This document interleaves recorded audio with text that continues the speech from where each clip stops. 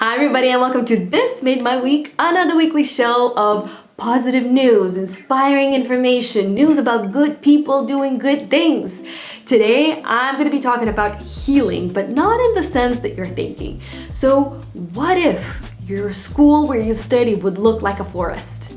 Or what if your local pharmacy would prescribe you poems instead of medicine? Or what if your workplace would actually care about your mental health? When you listen to good news, your nervous system calms down, you expand your horizons, and in that way you are able to be more creative in your own personal life and come up with solutions that work for you and people around you. So make sure to stay all the way to the very end to get all the benefits. And I'm done talking, let's get started. Did you know that every single day, over 10 million students from all around the world, they attend classes in either portable or windowless classrooms? I don't know about you, but when I'm in this type of environment with no windows, I immediately can sense effect on my body, like this does not feel good, I wanna get out. So imagine having to study and remember information or having to be creative in this environment. It's not very inspiring, is it? Well, luckily, there's a person who decided to change it and fix it. His name is Ernesto Rodriguez, and he's a former school psychologist. He changed his career and he became a park ranger in California. And while working over there, he decided to become a nature photographer. And while taking these photos, he had an idea. I can actually do something about kids and their well-being, I can help them. So what he does, he takes 360 kind of photos of the top of the trees, and then he installs those photos on the ceiling in schools' classrooms. So when kids sit in the classroom and they lift their head up, it feels like they are in the forest. There are countless researches done, and one of them is 40 years long, that proves that being around nature reduces your anxiety, boosts your creativity, and overall supports your mental health and well-being. So it's no surprise that these installations are a huge success and all students and teachers are loving them. Look at these photos, these classrooms look incredible. This initiative is such a good example that a very small thing can create a huge shift. And now this initiative is expanding to different school districts and it's helping more students. And teachers have noticed that students do want to be in those classrooms a lot more. Ernesto Rodriguez himself, I read a few articles and I watched a few videos with him. He's such a wide person, so if you want to learn more, I highly encourage you to listen to podcasts with him or read a little bit more about the research that has been done about nature and studying and school environments. So I'm going to leave a few links down below, but definitely check him out. Let me know how you are incorporate naturing in your life. I know this summer I was crazy about my balcony, all my flowers. It brought me so much joy, and it definitely served as my calming sanctuary at the end of the day. So if you have any tips and tricks, leave them in the comments. Now I want to tell you about an initiative that takes things into another level when it comes to schools and communities. So listen to this. About 30 years ago, local gardeners in New Jersey, they were trying to fix the local city design and they were looking for spaces for kids. And they realized that there's not enough space for local gardens and playgrounds. So they came up with an idea to collaborate together with local schools and make local schools' yards public, open to the public after school hours. But when they went to the schools, they realized also that the schoolyards is just play cement surrounded by the fence. That's it. So they decided to fix it together with schools. Over the 30 years, it grew into something that changes not only schoolyards and communities, but people's lives. So these gardeners, what they do, they go into the school, they represent the idea to the students, and then together with students, they collaborate and they work on the project together. So selected group of students who are interested in it, they're basically are owning the project. They decide what they want to do in their schoolyard, whether that's a track, a football field, a garden, a playground. Like, it's totally up to them to decide what they want to do, and then together they look for ways how they can make it happen. So these kids, they have this enormous life experience and professional experience as well. They're thinking as city and architectural designers. Not only that, but students are also, they become like a bridge between the school and the community because they go to local meetings and they represent the idea to the local community. They answer questions, they tackle issues and find ways how to solve them as well, how to sell their ideas. And not only that, but in many communities, there are parents of students who are immigrants and they're not necessarily always speaking English.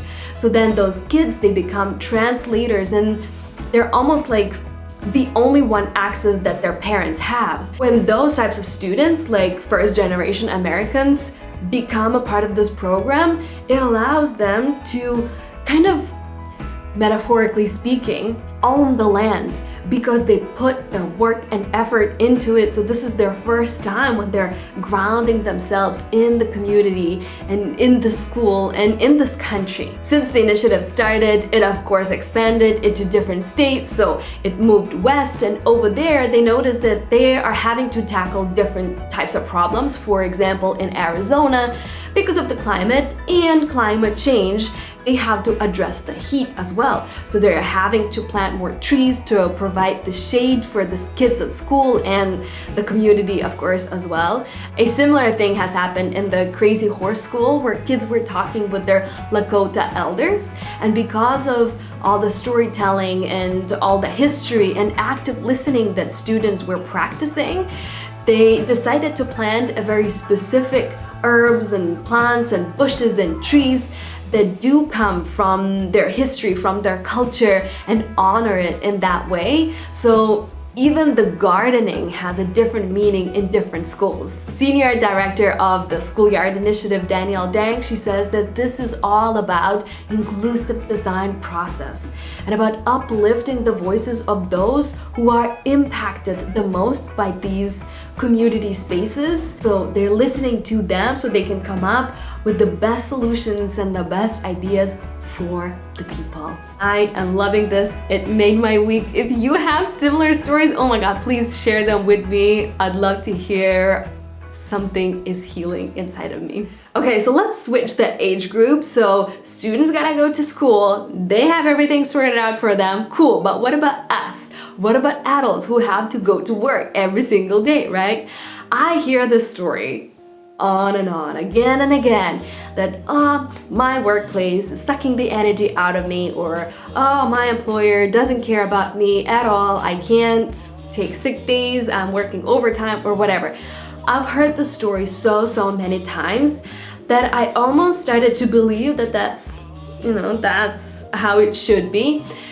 But it's not. And it's not the accurate reality, because now I know with the broader view and broader perspective, the different types of employers and workplaces, they do exist. So this week we had Mental Health Awareness Day, and on this day I saw an article on Positive News. They asked the readers to share stories how their employers are supporting their mental health. And this article, don't worry, I'm gonna leave the link in the description box so you can read the article yourself and feel the healing powers in your body. But we no need to wait. I'm gonna read one example for you as well. Daniel in the UK says, aligned values. I recently made a big career change into an area of work that I'm both passionate about and have lived experiences with.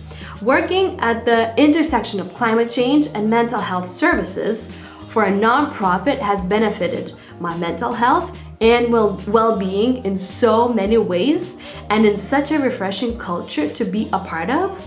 Increased trust, freedom, flexibility, compassion, respect, learning and development opportunities, volunteering days, team catch-ups, and away days are some of the ways in which my work has supported positive changes in my mental health.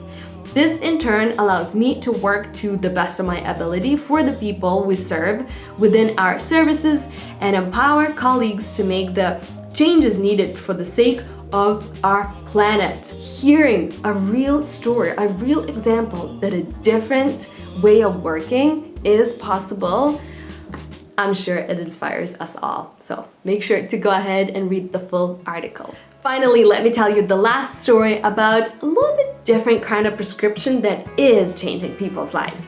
Yes, I'm talking about the poetry pharmacy that I mentioned at the very beginning. This place is real, and it all started with the poet Deborah Alma, who opened a very first bookstore back in countryside. She prescribes specific poems with people with different things that they're going through life, whether they're angry or upset, they're sad and grieving, whether they've lost hope or they're experienced some kind of huge change in their life and they need a little bit of boost. She has a poem for you. And now she opened a new store not too long ago in London in Oxford Street.